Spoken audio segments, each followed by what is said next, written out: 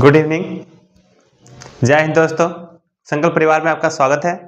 तो दोस्तों आज बात करेंगे हम त्रिकोणमिति परिचय। जो कल के वीडियो में हमने कल की क्लास में त्रिकोणमिति का कुछ परिचय हमने देखे थे और कुछ बचा था। ठीक, आज उसी को हम पूरा करेंगे। तो आइए देखते हैं।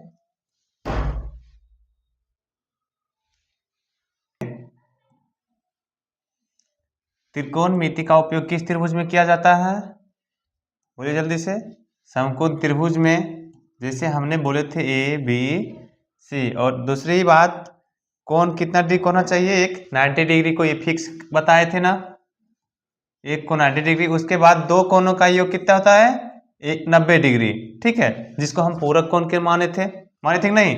यानी एक कोण बी बराबर कितना है? 90 डिग्री। उसके बाद कोण ए प्लस कोण सी बराबर 90 डिग्री। इसको हमने पूरक बताए थे, पूरक कोण।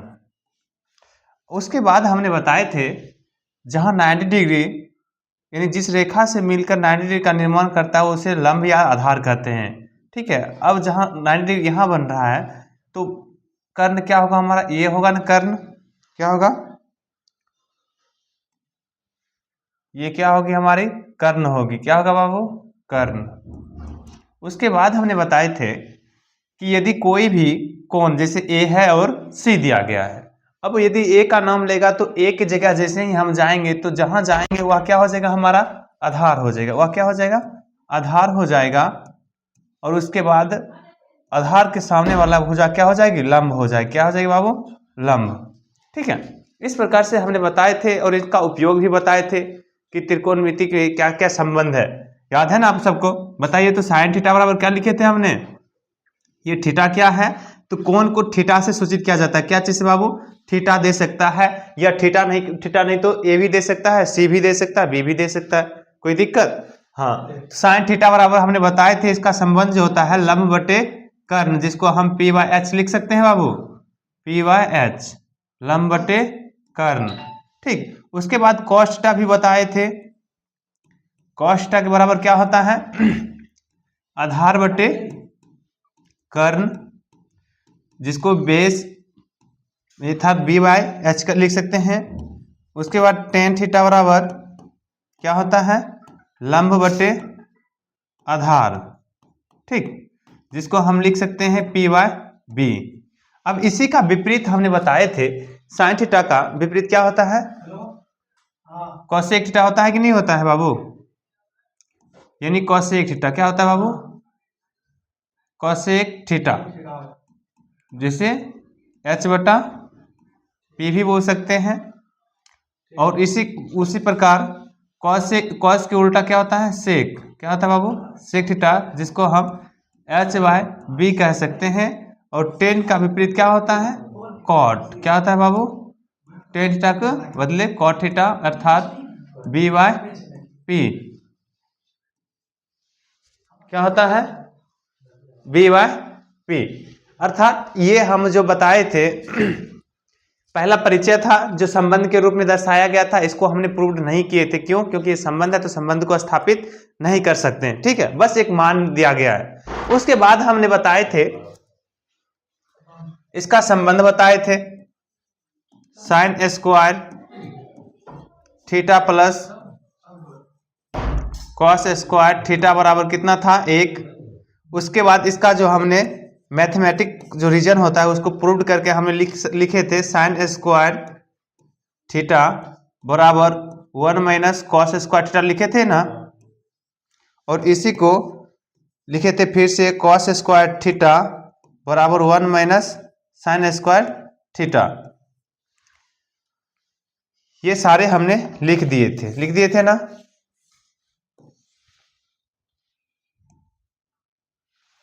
उसके बाद हम लिखे थे 1 प्लस टेन स्क्वायर थीटा बराबर सेक स्क्वायर थीटा लिखे थे, अर्थात सेक स्क्वायर थीटा बराबर हो गया। उसके बाद ये भी लिखे थे sec square theta minus tan square theta बराबर 1। उसके बाद ये भी लिखे थे टेन स्क्वायर थीटा बराबर सेक स्क्वायर थीटा -1। ठीक।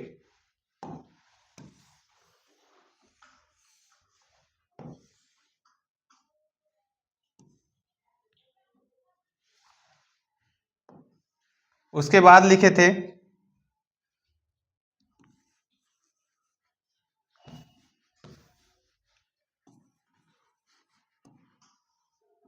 कॉट स्क्वायर थीटा, जिसे बी बाय पी का स्क्वायर माइनस क्या था,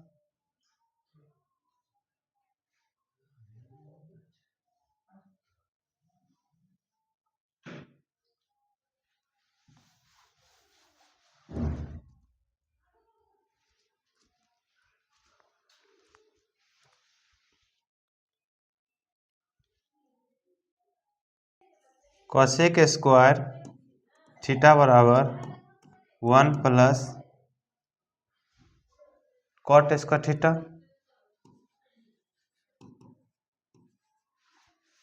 उसके बाद ये भी लिखे थे हम कॉसेक स्क्वायर थीटा -1 बराबर कॉट स्क्वायर थीटा।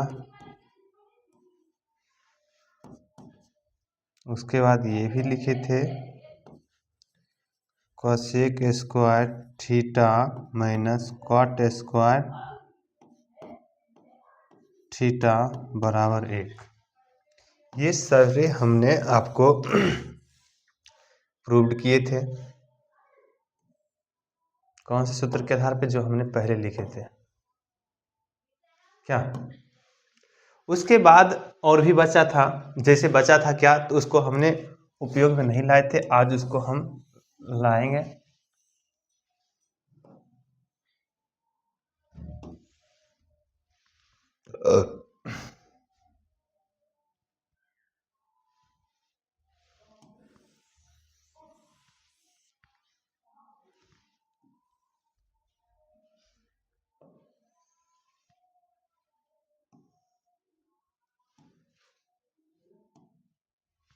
ठीक। उसके बाद क्या था, हम ये भी बताए थे साइन 90 माइनस थीटा बराबर क्या होता है, कॉस थीटा, और उसके विपरीत कॉस 90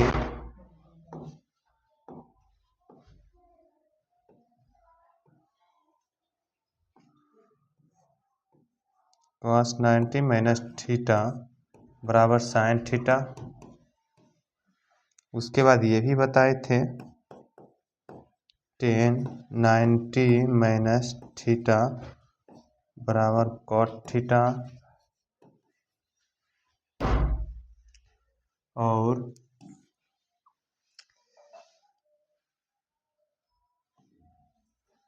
सेक 90 माइनस थीटा बराबर cosec theta, cosec 90 minus theta बराबर सेक थीटा।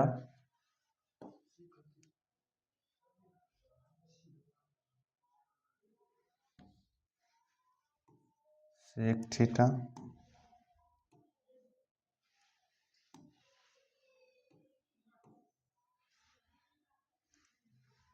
उसके बाद था कॉट 90 माइनस थीटा बराबर टेन थीटा। ठीक। इतने चीज का हमने प्रूव्ड किए थे आपके साथ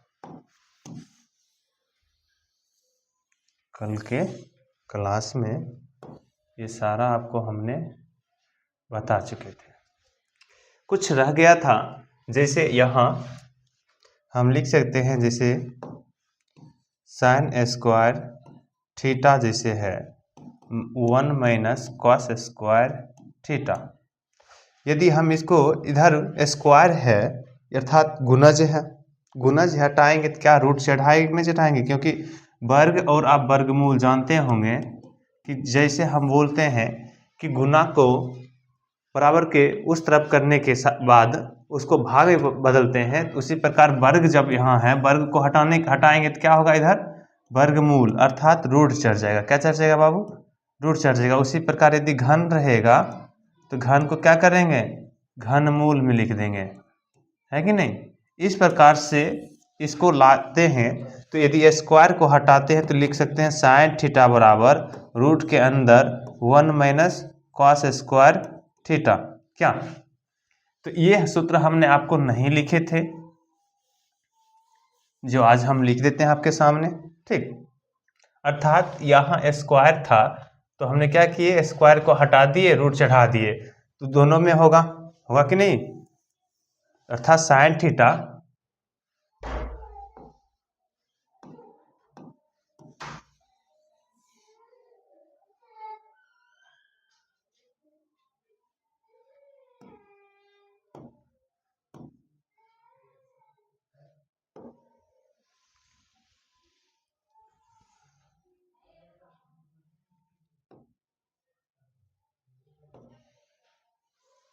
ये जो है इसका है,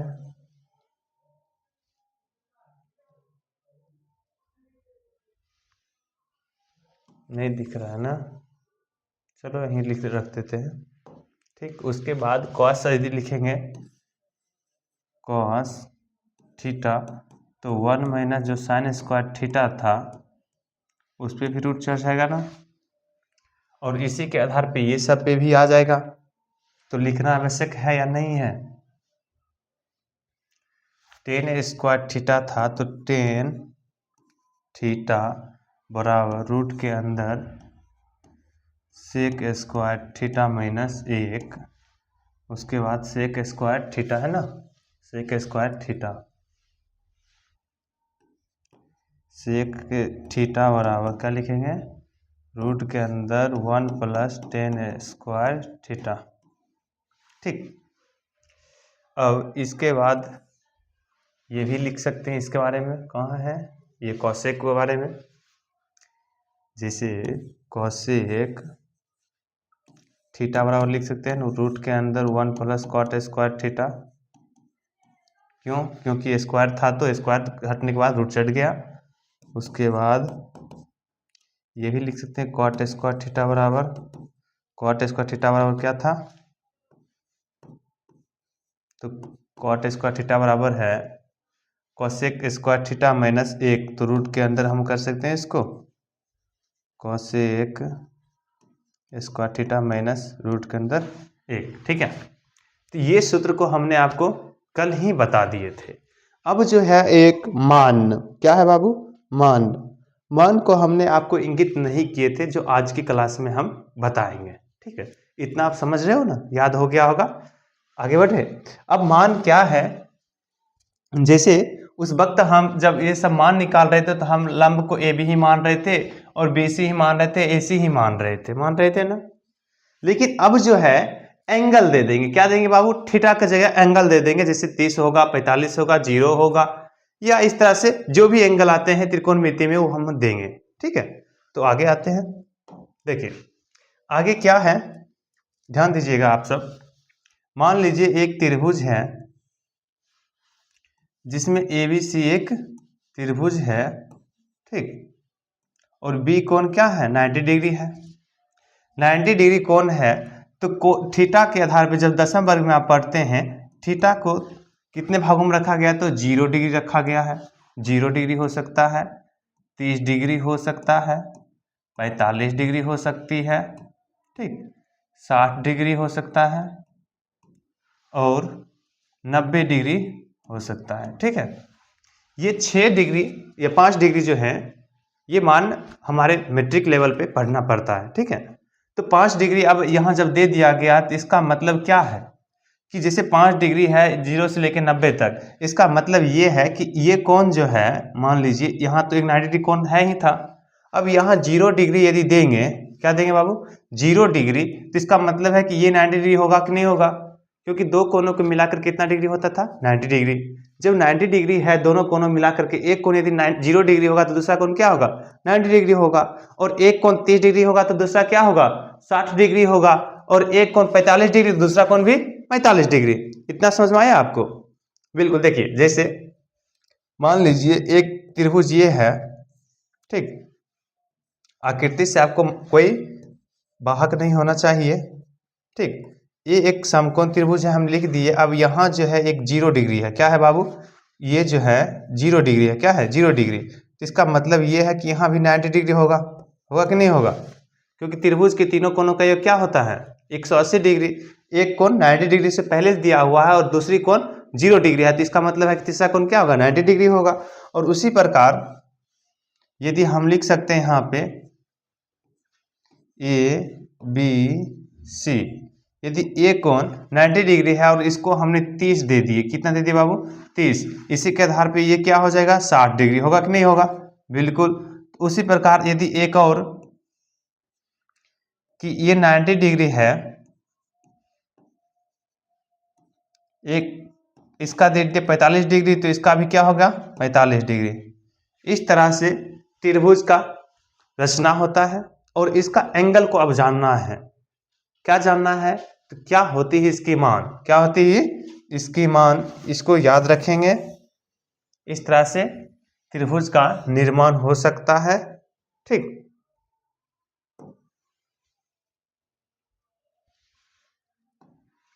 अब जैसे देखिए,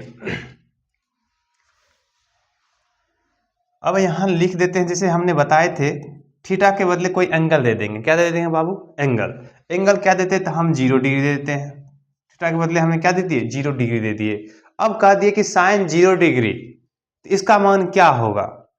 अब एक बात आप क्रमागत रूप से समझिएगा, ये जो हमारा है, मान लीजिए ये लंब है ना बाबू, लंब है नहीं, 90 डिग्री एंगल है। अब ये ABC एक त्रिभुज है, ठीक है। अब किसी एक को हमको 0 मानना है, अब बताइए किसको माने, ए माने या बी माने, सॉरी ए या सी, ठीक है, ए या सी माने, बताइए तो, ए मानेंगे या सी मानेंगे, किसको मानेंगे हम 0 डिग्री, बोलिए। चलिए यदि आप कहते हैं सी को ही हम 0 डिग्री मान ले, किसको, सी को ही हम 0 डिग्री मान लेते हैं, ठीक है, सी को हम 0 डिग्री मान लिए, कितना मान लिए, 0 डिग्री, तो इसका मतलब ये है 90 डिग्री होगा ना, ये क्या होगा, 90 डिग्री होगा कि नहीं होगा। जब ये 90 डिग्री होगा तो इसका मतलब ये है कि लंब, ये कर्ण होगा हमारी, ये क्या होगा, कर्ण होगा, और ये 0 डिग्री है तो इसका मतलब है कि लंब ये होगा ना, लंब ये होगा कि नहीं होगा, और ये आधार होगा, आधार होगा ना। अब देखिए 0 डिग्री ये है तो लंब ये हो गया हमारा, और कर्ण ये हो गया, और आधार ये हो गया, और 0 डिग्री से ही देखना है भी है हमको। अब यहां जो है, ये आप अनुमान लगाइए कि जब ये हमारा एक कोण है, रेखा है, और यहां से यदि 0 डिग्री एंगल पे लेते हैं, तो 0 डिग्री के एंगल लेंगे तो इसका मतलब है इसी रेखा पे दूसरा रेखा आएगा ना, दूसरा रेखा उसी पे आएगा कि नहीं आएगा। मान लीजिए जैसे ये एक रेखा है और एक रेखा इसी पर आएगा कि नहीं आएगा, तभी 0 डिग्री होगा। 0 डिग्री का मतलब क्या है, एक ही रेखा पे दूसरी रेखा आ जाना क्या होगा, 0 डिग्री होगा। जब दूसरा रेखा भी 0 डिग्री आएगा, इसका तो गैपिंग क्या होगा, 0 होगा ना, गैपिंग क्या होगा, कहने का मतलब ये है कि इसकी डिस्टेंस क्या होगी, इसकी डिस्टेंस दूरी क्या होगी, बताओ जी, 0 होगी, क्या होगी, 0 होगी, डिग्री नहीं 0 होगी, क्या होगी, इसकी डिस्टेंस 0 होगी, ठीक है। अब ये 0 यदि होता है तो हम लंब यदि कितना भी लिख सकते हैं तो 0 आएगा ना, लंब 0 ही आएगा, क्योंकि आधार कुछ भी हो सकता है, उससे मतलब नहीं, कहने का मतलब रेखा एक कुछ भी हो सकता है, लेकिन लंब हमारा होगा क्या होगा, 0 होगा, क्या होगा बाबू, 0। अब 0 में हम कितना भी नीचे दे सकते हैं, इन्फिनिट तक, क्या दे देंगे बाबू, इन्फिनिट तक दे देंगे, तो भी क्या होगा, वहां 0 ही होगा ना, क्या होगा, 0। अर्थात कह सकते हैं कि साइन 0 डिग्री का मान क्या होगा, 0 होगा ना, साइन 0 डिग्री का मान 0 होगा। इतना समझ में आया आपको? साइन 0 डिग्री का मान क्या होगा? 0 होगा। अब उसी प्रकार से अब यदि हम लिख देते हैं साइन 30 डिग्री, अब ये साइन 30 डिग्री को क्या कैसे निकाला जाता है? ये भी है ना। अब साइन 30 डिग्री निकालेंगे, जैसे ये है, मान लीजिए ये 30 है और ये 60 है और ये 90 है, ए बी सी है कि नहीं है? तो अब इस प्रकार से एक त्रिभुज है, ठीक, जिसमें ए बी सी एक समकोण त्रिभुज है। अब यहाँ 30 डिग्री एंगल दे दिया गया। अब यहाँ पे कहता है साइन 30 डिग्री का मान क्या होगा? तो यहाँ तो मापक तो रखना पड़ेगा नहीं, किस आधार पे मापक आएगा हमारा। तो इसके लिए एक प्रधानता दी गई है। क्या दी गई है? प्रधानता। जैसे हमने 5 एंगल बताए हैं ना, उस एंगल को हम नीचे ले आते, ठीक है।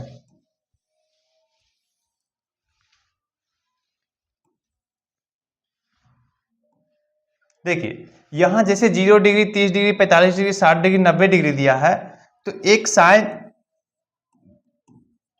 का मान निकालना होता है तो कहा जाता है पहले 1 2 जितना एंगल है उतना एंगल लिख दीजिए। आप क्या करें? लिख दीजिए। उसके बाद कहता है सभी में, क्या बाबू? सभी में 4 से क्या देना है? भाग दे देना। क्या देना है बाबू? 4 से भाग दे दीजिए। सभी में क्या करेंगे? 4 से भाग दे देंगे।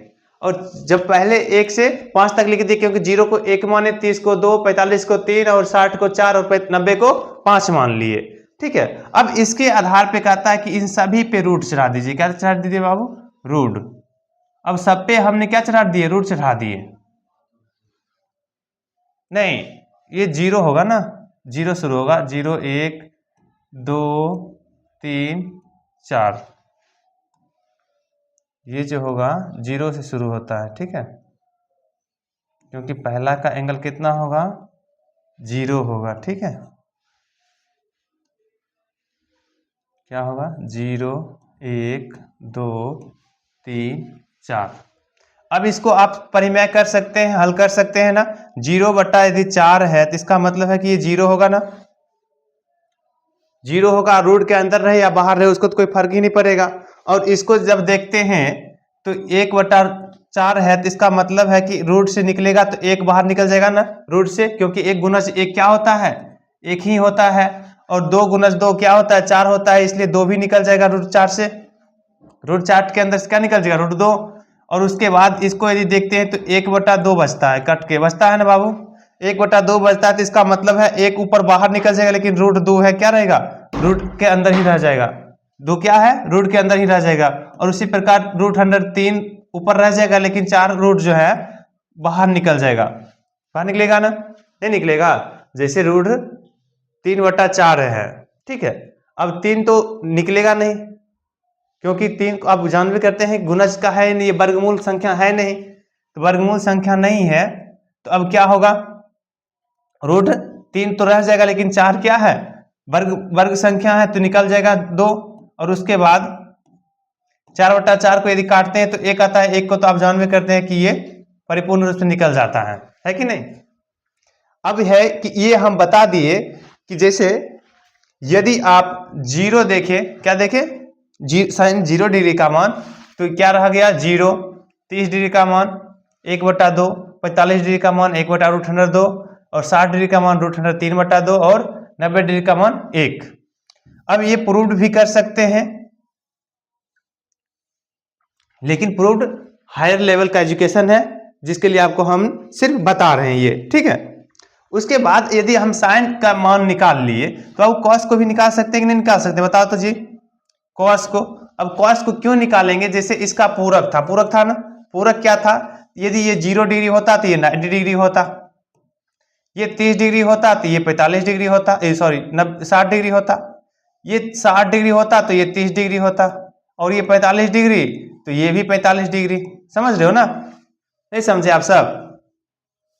मेरा कहने का तात्पर्य ये रहा कि जैसे आप देख रहे थे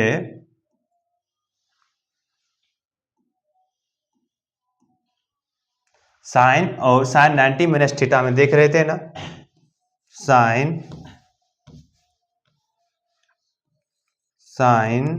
90 माइनस थीटा में देख रहे थे आप, यदि माइनस थीटा है तो कॉस थीटा होता था ना। इसका हमने बताए थे न त्रिभुज के आधार पे, जब बाबू ये त्रिभुज 0 डिग्री होगा, साइन 30 डिग्री, साइन 0 डिग्री, तो कॉस 90 डिग्री होगा, बराबर समान होगा कि नहीं होगा। और उसी प्रकार यदि ये 0 डिग्री है तो ये 90 डिग्री है। अब इसका मतलब ये है कि इसका विपरीत होगा। विपरीत क्या होगा, तो ये 90 डिग्री, तो सबसे पहले इधर 90 डिग्री लिख देते हैं और ये लिख देंगे 60 डिग्री, और ये 45 डिग्री, 30 डिग्री और 0 डिग्री।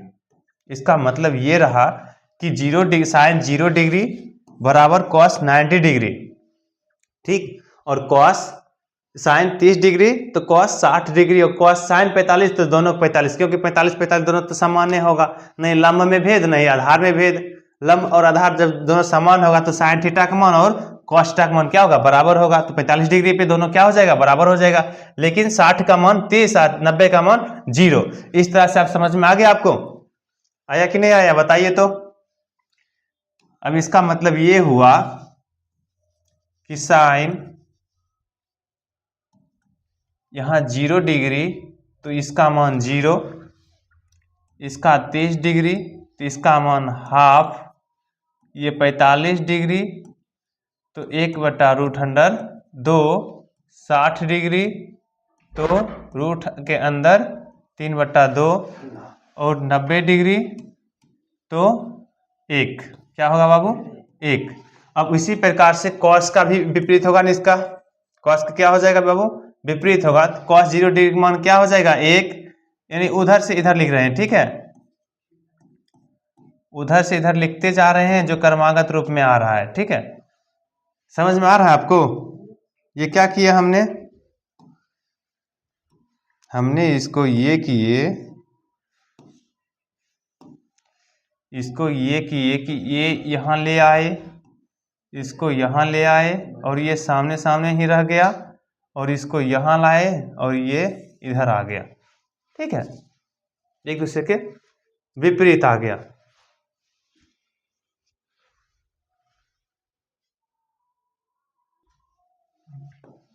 तो ये जो है √2, ठीक है। तो इस तरह से ये समान रह गया। अब उसके बाद जो आता है tan का मान, किसका मान, tan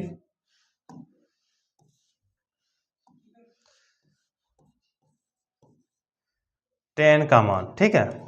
अब tan में क्या होता है, लंब और आधार का ही महत्व रहता है, किसका, लंब और आधार का। अब मान लीजिए जैसे ये 45 डिग्री था तो ये भी 45 डिग्री था ना, इसका मतलब ये दोनों बराबर था। जब दोनों बराबर होगा तो इसका मतलब है कि लंब बटे आधार यानी दोनों बराबर है तो 1 आएगा ना। यानी लिख सकते हैं हम tan 45 डिग्री का मान 1 आएगा ना। क्या आएगा बाबू, tan 45 डिग्री का मान 1 आएगा। और उसका विपरीत जो था ये क्या कहते हैं, tan। अब देखिए यदि ये 0 रह जाएगा, मान लीजिए tan 0 डिग्री का मान क्या हो जाएगा, 0 यदि है तो इसका मतलब है कि ये जो लंब होगा, लंब बहुत सारा नहीं होगा, सिर्फ 0 ही रहेगा ना। क्यों, क्योंकि हमने बताए हैं अभी आपको कि यदि ये 0 है तो इसका मतलब ये दूसरा रेखा भी इसी पे आएगा ना, आएगा कि नहीं आएगा, इसी पे आएगा। जब इसी पे आया 0 ही डिग्री मान रह गया तो इसका मतलब है कि लंब क्या हो गया, 0 हो गया। लेकिन आधार अनंत हो सकती है, तो अनंत हो सकती है तो इसका मतलब है कि tan 0 डिग्री का मान क्या होगा, 0 ही होगा कि नहीं। हाँ, अब आता है लंब और आधार के आधार पे 60 डिग्री के मान, किसके आधार पर बाबू, tan 30 डिग्री। यानी कहने का मतलब ये है कि यदि यहां हम 30 डिग्री दे दिए, ठीक है, ये ABC, अब ये tan 30 डिग्री का मान क्या होगा। अब यहां तो नहीं, तो इसको पता है, नहीं इसको पता है, अब ये कितना है, तो tan 30 डिग्री का मान कहा जाता है 1/√3 होता है। क्या होता है बाबू, 1/√3। तो इसका मतलब है tan 60 डिग्री का मान क्या होगा, √3। और tan 60 डिग्री का मान √3 होगा। तो अब एक और चीज है, आप जरा समझिएगा, तो tan 90 डिग्री का मान क्या होगा, कैसे, आप देखिए ये एक रेखा है जिसको हम आधार मान सकते हैं, और एक 90 डिग्री कोण कहता है। क्या कहता है बाबू? 90 डिग्री कोण। अब कहता है कि यहाँ पे मान लीजिए ये 1090 है और ये भी 90 है, इसका आधार भी 90 है, तो इसका मतलब ये है कि ये आधार क्या होगा हमारा? आधार 0 होगा ना? आधार 0 होगा कि नहीं होगा? जैसे एक रेखा ये है 90 डिग्री और ये भी यदि 0 डिग्री होगा तो इसका मतलब है कि इसी रेखा पे आएगा ना। आधार 0 डिग्री होगा लेकिन लंब क्या होगा? अनंत हो जाएगा, एक खंभ हो जाएगा, खंभ होगा ना। अब खंभ में हम कहेंगे कि लंब तो अनंत है यानी इन्फिनिट है। क्या है? इन्फिनिट है, और जो आधार है वो 0 है। तो आपको पता हो ना कि कुछ अंक रहता है उसके भाग लेने वाले नहीं है, तो उसे क्या कहते हैं? अपरिभाषित कहते हैं। क्या कहते हैं बाबू? अपरिभाषित। अपरिभाषित। अपरिभाषित समझ में आया आपको? यदि संख्या अनंत है और उसमें भाग लेने वाला कोई नहीं है, भाग का मतलब है कि जैसे 0 आ गया, तो बाबू जब 0 आ गया तो इसको तो अपरिभाषित ऐसा हो ही नहीं सकता है। क्यों नहीं हो सकता है? आपको पता है ये संसार में जितने भी वस्तु हैं किसी ना किसी के अधिकार में है, तो कौन ऐसा चीज है जिस किसी के अधिकार में नहीं है? आप कमेंट करके बताना। सारा चीज किसी ना किसी के अधिकार में है, ठीक है। तो इसीलिए 0 जैसे ही आया, मतलब बहुत सारी चीज है और वहां 0 आ गया, इसका मतलब अपरिभाषित ऐसा हो ही नहीं सकता, ठीक है। और इसी के तौर पे अब यहां जहां भी 0 नीचे आएगा उसे क्या कहेंगे? अपरिभाषित कहेंगे। क्या कहेंगे बाबू? अपरिभाषित। जैसे अभी यहां पे देखेंगे हम, ये इतना तो समझ में आ गया ना आपको? Sign cos 10। अब इसका विपरीत जो होता है, विपरीत, उसको भी देख लेंगे एक बार।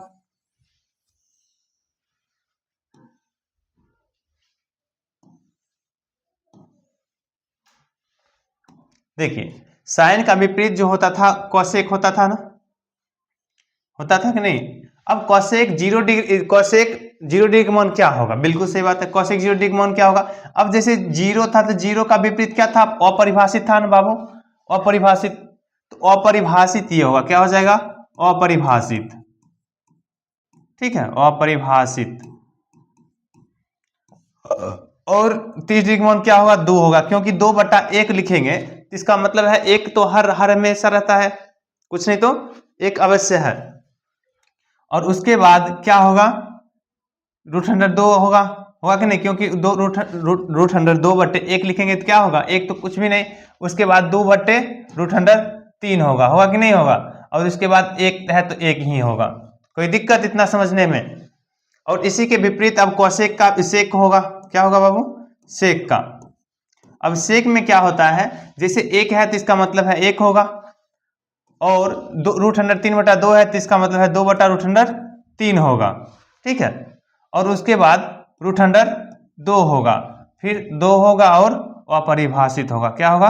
अपरिभाषित। अपरिभाषित समझ में आ गया आपको कि ये अपरिभाषित क्या है? कि संख्या ऊपर बहुत है लेकिन भाग लेने वाला कोई नहीं, और ऐसा संसार में हो ही नहीं सकता है, ठीक। और कॉट थीटा में क्या होगा? कॉट में जो होता है जैसे 0 है तो अपरिभाषित, अपरिभाषित, और √3 होगा क्योंकि √3 ऊपर चला जाएगा और 1 नीचे जाएगा क्योंकि विपरीत है ना। हाँ, तो 1 आएगा और ये 1/√3 होगा। ये अपरिभाषित था तो इसका मतलब है कि 0 होगा। क्या होगा? 0, क्योंकि 0 का क्या था? विपरीत, अपरिभाषित। 0 मतलब इसका मतलब ये हुआ कि 0/∞ था तो 0 हुआ, लेकिन ∞/0 होगा तो अपरिभाषित होगा। क्या होगा बाबू? अपरिभाषित। इतना समझ में आ रहा है ना? परिभाषित। अब इसके आधार पे आप कहीं पे भी त्रिकोणमिति को अच्छी तरह से हल कर सकते हैं। क्या कर सकते हैं बाबू? अच्छी तरह से हल कर सकते हैं। अर्थात जो हमें अभी आपके सामने लिखे हैं ये मान हो गया एक तरह से। क्या हो गया बाबू? ये मान हो गया sine 0 degree, 30 degree, 45 degree, 60 degree और 90 डिग्री, और उसी के सामने हो गया sine cos 10 cosec sec cot का, ठीक है। अब यहां इधर जो हमने लिखे थे ये तो निकालने के लिए बता रहे थे। हाँ, ये जो लिखे ये भी हमारे त्रिकोणमिति का ही सूत्र के रूप में होता है, क्योंकि हमने जो सूत्र को अभी आपके सामने प्रकट किए थे, ये नहीं कि याद करने के लिए, बल्कि इसको हमने प्रकट किए थे किस तरह से इसका निर्माण हो रहा है, ठीक है। अब जो हम बताएंगे इसमें इसके आधार पर जो कोई भी सूत्र होता है, जैसे हमने अभी मार्क्स जो लगाए थे ना,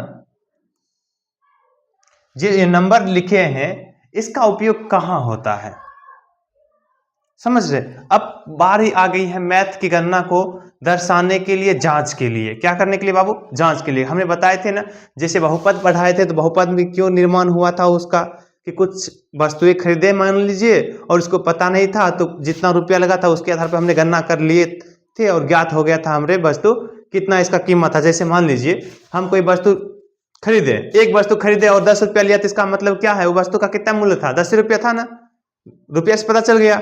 और उसी प्रकार यदि दो वस्तु खरीदे, लेकिन एक का वस्तु का मूल्य था 20 रुपया और एक का कितना मूल्य था, लेकिन टोटल मूल्य हमसे कितना लिया? 50 रुपया, 30 होगा। इसी के रूप में मैथ का गणना हुआ था ना, उत्पत्ति। अब देखो उसी के आधार पे जो एक आता है त्रिकोणमिति परिचय, जिसको कहते हैं त्रिकोणमिति का अनुप्रयोग। अनुप्रयोग क्या होती है? तो मैथ को सही उपयोग सिखाता है। क्या सिखाता है? मैथ का सही उपयोग। अनुप्रयोग मैथ का सही उपयोग सिखाता है। जैसे मान लीजिए एक क्या है, अभी आपको हमने बता दिए, ये एक समकोण त्रिभुज है। जैसे ABC एक समकोण त्रिभुज है, ठीक है। इसकी दूरी है 10 मीटर या 10 cm, कुछ भी दे सकते हैं, ठीक है। 10 दे सकते हैं, मीटर में दे सकते हैं, या cm में दे सकते हैं।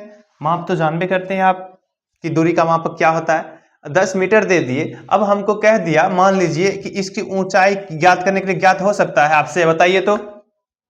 ज्ञात हो सकता है, ज्ञात हो सकता है, लेकिन कब? जब हम इसका एंगल बता देंगे तब। यदि हो सकता है, मान लीजिए यहाँ 10 मीटर दूरी पे हम खड़े हो गए।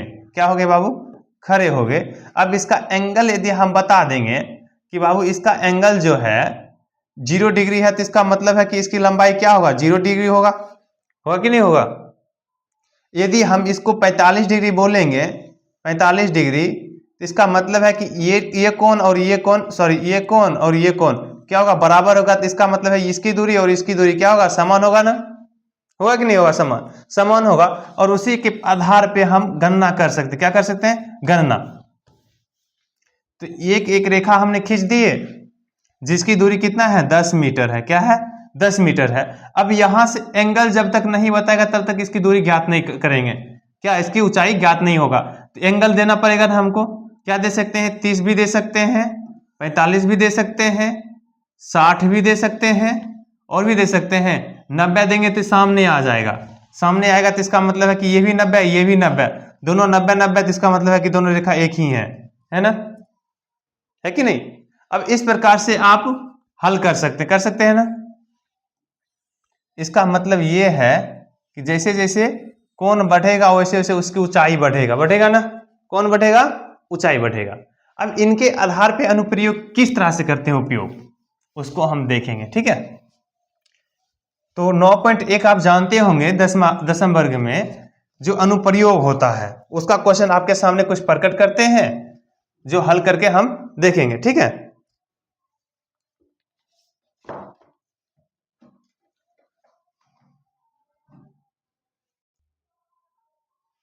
देखिए प्रश्नावली 9.1।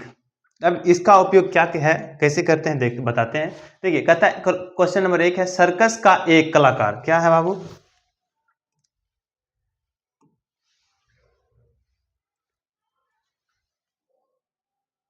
देखिए सर्कस का एक कलाकार एक 20 मीटर लंबी डोर पर चढ़ रहा है। अब देखिए डोर पर चढ़ रहा है। अब आगे देखते क्या कहता है, जो अच्छी तरह से तनी हुई। क्या है बाबू?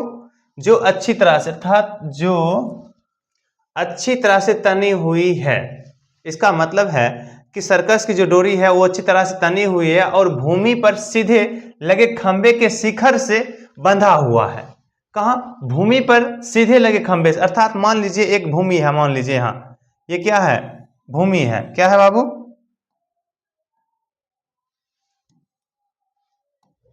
ये क्या है? भूमि है, ठीक। अब इस पे जो है एक अच्छी तरह से, यानी क्या है? सीधे एक लंबे लगे खंबे है, अर्थात इनसे एक लगे खंबा है। क्या है बाबू? ये खंबा है, ठीक है। अब खंबा है, खंबे के शिखर से बंधा हुआ यदि भूमि अस्तर के साथ डोर द्वारा बनाएगा कौन? अच्छा इसमें जो है धागा बांधा हुआ है। क्या बांधा हुआ है?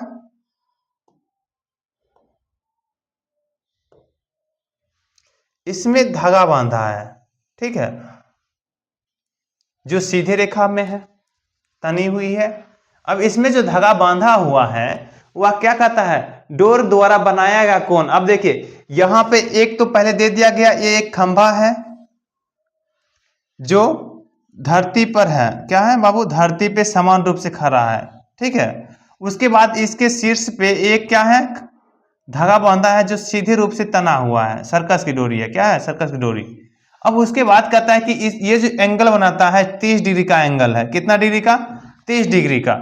और यहां जो, अब बताइए आप, जब एक खंभा सीधा रहेगा तो वहां 90 डिग्री कोण बनेगा कि नहीं बनेगा। समकोण हमने बताए थे, जब समकोण होता है तो वह क्या होता है, कोण 90 डिग्री का बनता है, ठीक है।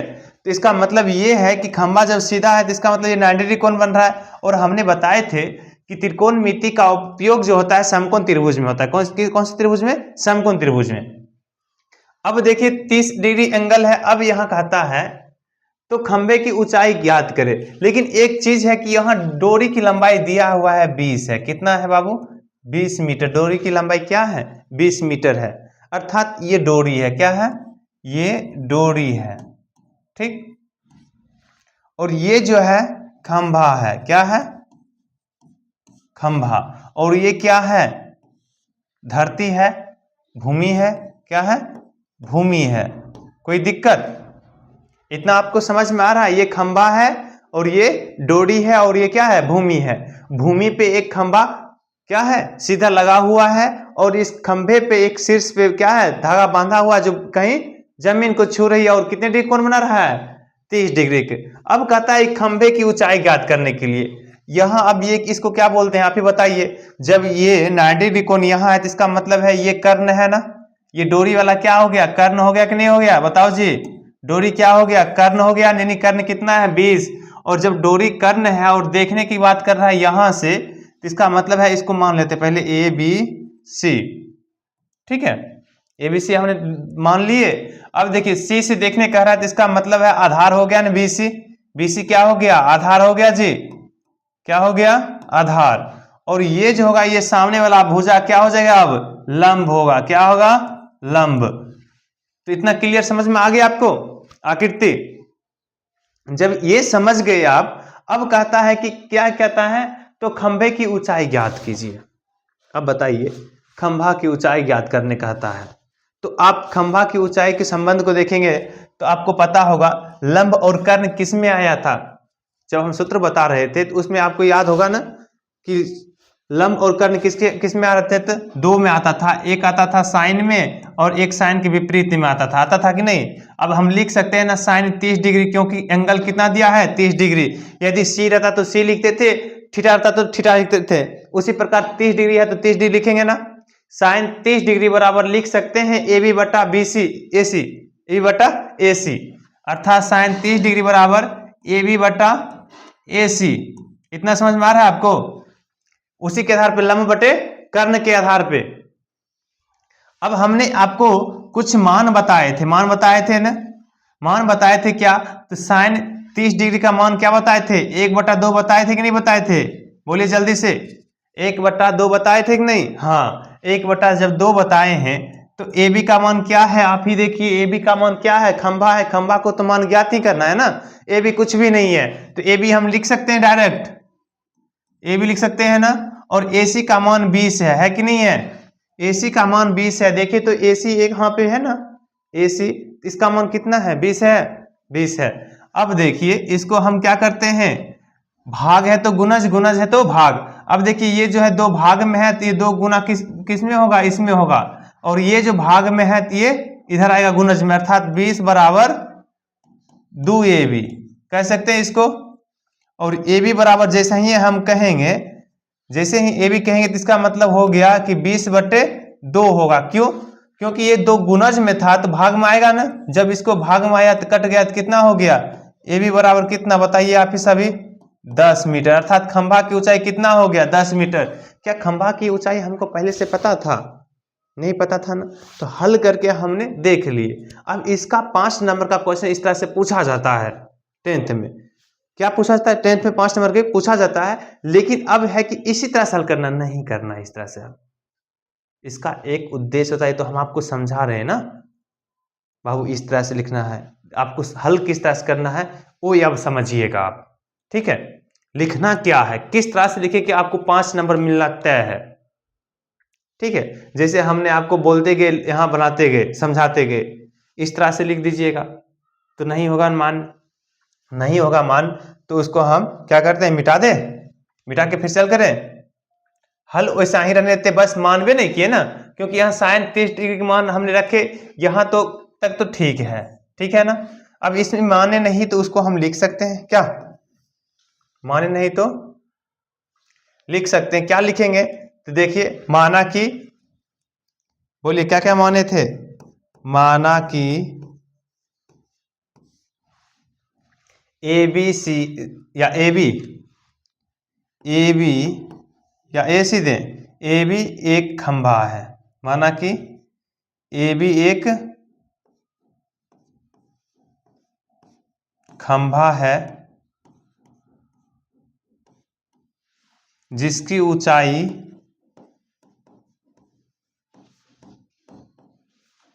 h मीटर दे रहे हैं। ठीक है, h मीटर दे रहे हैं तो इसका मतलब है कि खंभा की ऊंचाई क्या दे रहे हैं, h मीटर। ठीक है, और BC आधार है, BC आधार है, ये नहीं भी मान सकते कोई दिक्कत नहीं, लेकिन BC आधार है, और AC क्या है, AC डोरी है, AC क्या है, डोरी है, जिसकी लंबाई क्या है बताओ जी, जिसकी लंबाई 20 मीटर है, क्या है 20 मीटर है। अब 20 मीटर जब इसकी लंबाई दिया हुआ है तो अब हम ज्ञात कर सकते हैं इसके आधार पे, बोलिए। अब ये जब इस तरह से निर्माण करता है तो ये क्या चीज का बनाता है, तो समकोण समकोण ABC एक त्रिभुज हो गया, क्या हो गया बाबू, समकोण ABC एक त्रिभुज हो गया, ABC एक समकोण त्रिभुज हो गया, ये भी लिख सकते हैं या उसी तरह से लिख देते हैं। ठीक है, ABC एक समकोण त्रिभुज हो गया, क्या हो गया, समकोण त्रिभुज है। ठीक, ABC एक समकोण त्रिभुज है, इतना तक आप क्लियर समझ रहे हैं। हाँ, ABC एक समकोण त्रिभुज है, जब समकोण त्रिभुज है तो इसके आधार पे हमने ये लगा लिए, कोई दिक्कत। अब इसका मान हो गया हमारा क्लियर। ठीक है, अब आगे बढ़े,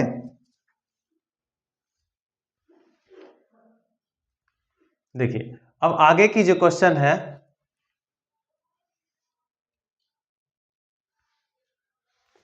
दूसरा नंबर देखिए, तो आंधी आने से एक पेड़ टूट जाता है, इसका मतलब है कि पेड़ जमीन से लगा होगा, क्या होगा बाबू, पेड़ क्या होगा, जमीन से लगा होगा।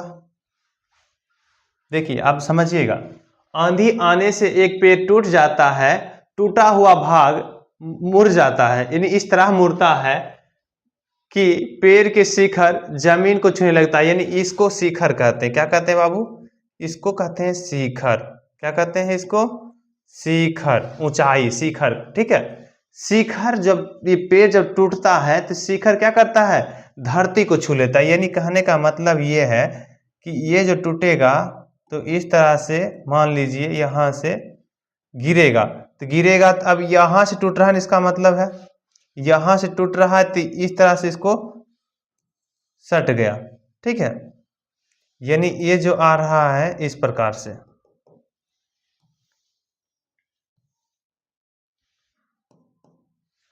अब ये यहां आ गया।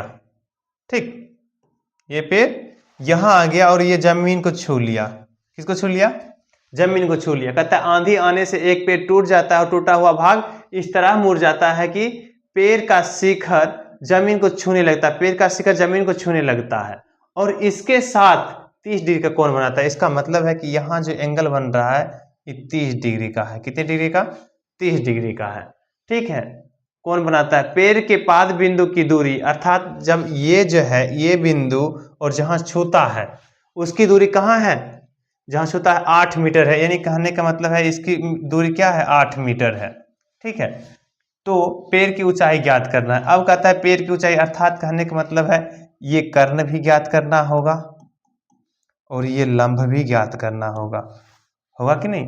अब दोनों ज्ञात कर कर तब हमको क्या करना होगा, जोड़ना होगा। क्या हम डायरेक्ट लिख सकते हैं एक ही बार में, बोलिए। अब हम इसको ज्ञात करने के लिए हम क्या लगाएंगे, सबसे पहले आप ही बताइए। हम किसको, लंब को ज्ञात करें कि कर्ण को ज्ञात करें, किसको ज्ञात करें। लंब को ज्ञात करेंगे तो हम 10 लगाएंगे, और कर्ण को ज्ञात करेंगे तो हमको कॉस लगाना पड़ेगा कि नहीं। तो लंब ज्ञात करें तो त्रिभुज लिख सकते हैं। अब ये इसमें माना की लिखना पड़ेगा, क्या लिखना पड़ेगा बाबू, माना की।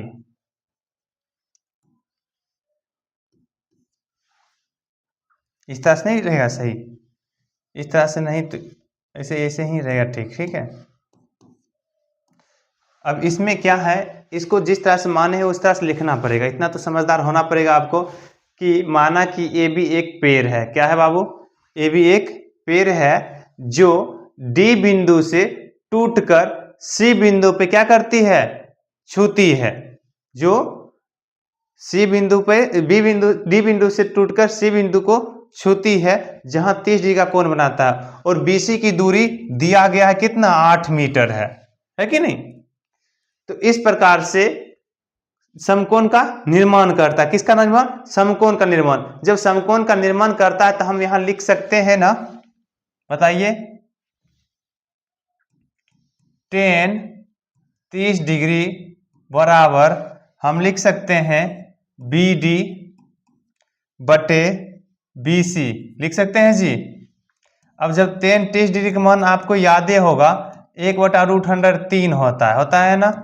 और BD का मान आपको पता नहीं है, ज्ञात ही करना है। और BC का मान 8 है। तो क्या आपको पता है √3 BD बराबर 8 होगा, और BD बराबर यदि कहें तो 8/√3 होगा। कोई दिक्कत यहां तक, नहीं दिक्कत होगा ना। जब इतना BD निकल गया 8/√3, तो हम DC भी निकाल सकते हैं।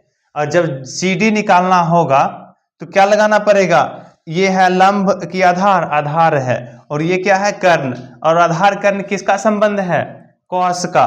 तो कॉस 30 डिग्री लिखेंगे ना, कॉस 30 डिग्री बराबर क्या होगा, बताइए आप ही सभी,